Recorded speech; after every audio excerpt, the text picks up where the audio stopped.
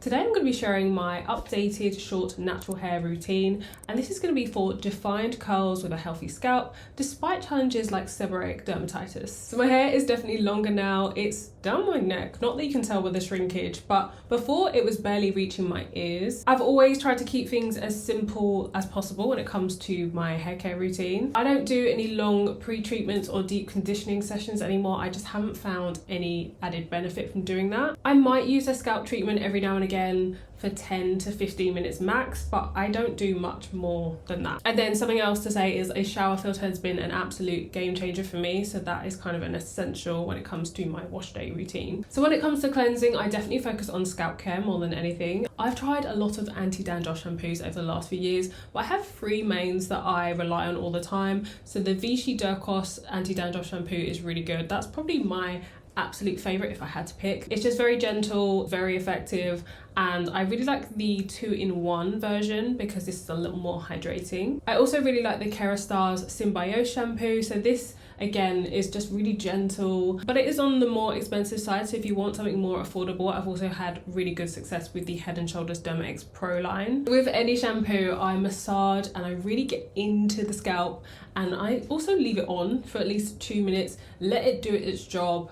It's going to be more effective this way. Something I also like doing is like a double cleanse. I may use the same shampoo again, or I might go in with a more hydrating one, and that is usually more for my hair than my scalp. There's so many good hydrating shampoos at the moment, but one I am using is by Cecred. So they actually have a hydrating shampoo and then also one that is a sort of scalp scrub. That's really good if you really want to exfoliate the scalp. So they did send me both of those, but I also ordered them myself as well. So it's kind of been fun to get to know more about that brand, because up until recently I haven't really tried much from them. So moving on to conditioning, and my faves for moisture and softness are the Innersense Clarity Conditioner. I think I mentioned this last time, and the Aveda NutriPlenish. That's still a solid favorite. I've been using that for a while. Kind of similar with shampoos. Like I feel like so many brands now are coming with really good quality conditioners. There's lots of choices right now, and another one again I am trying is by Cecred. So I tried their hydrating mask. As like a 5-minute pick-me-up, it's perfect.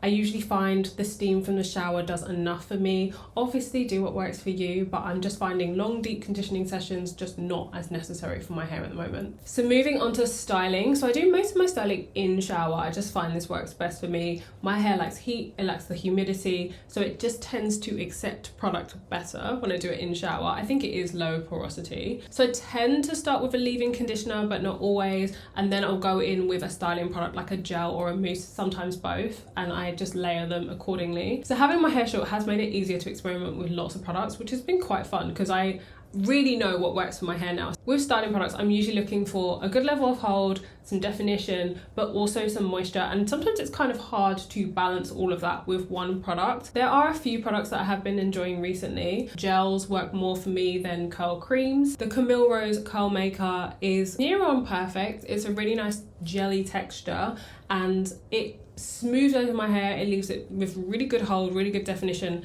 and it doesn't leave it crispy. Another product I really like is the Aveda Be Curly Coil Definer Gel. So this is something that they launched earlier this year. Again, gives a really nice like soft definition, but you have to be cautious of not using too much. So it can go a bit crispy if you use a lot, but again, it just looks great in the hair. The hair looks like shiny. Like my hair naturally has no shine, so I love those two. I also use a lot of foams. One I'm enjoying recently is the Doux Crazy Sexy Curl Honey Setting Foam. I've also used the KeraCare Setting Foam, I think it's called. The Innersense one, quite a few, but I really like the Doux one. That gives like a good amount of shine. You can layer it over pretty much anything, and you can use it to refresh, so I really like that one. I do rake the product through in loose sections. I'm trying to get some sort of definition and like smooth product through, and then I tend to fluff as well. So basically I'm doing something for a combination of definition and also trying to give it volume. And then when it comes to drying, I haven't really changed my routine too much.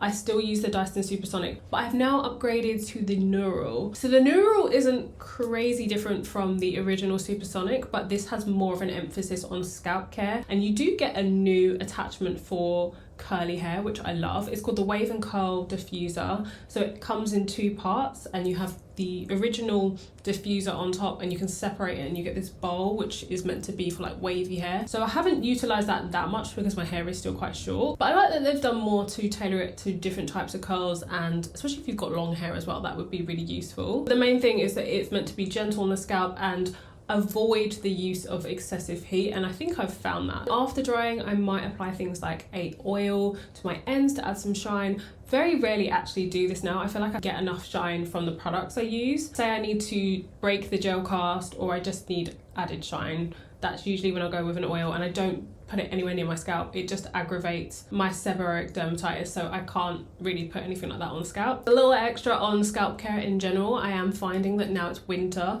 I am starting to see more flare-ups. There is like a patch in the middle of my crown that keeps coming back. I haven't noticed it on the rest of my scalp just yet, but I think I might have to treat that separately. So I do have a UVB phototherapy device. I think I'm gonna have to pull it out again and start using that. Something else I have found that's really good for a dry scalp generally is using a scalp moisturizer. So Head and Shoulders has one which is really good because you can just dot it on to areas that are dry or put it all over, and yeah, it just instantly hydrates, relieves some of the tightness, which is good. So that's my routine. I really have loved having short hair, and it has grown out a bit, and now I'm kind of deciding what to do with it. I do think I'm gonna trim it back, because as much as it's kind of been fun to see it grow out, I really love having short hair. I love the quickness of my routine. I love that I'm not waiting extended periods of time for it to dry. It's already starting to get longer again to do my routine, so I just think, no,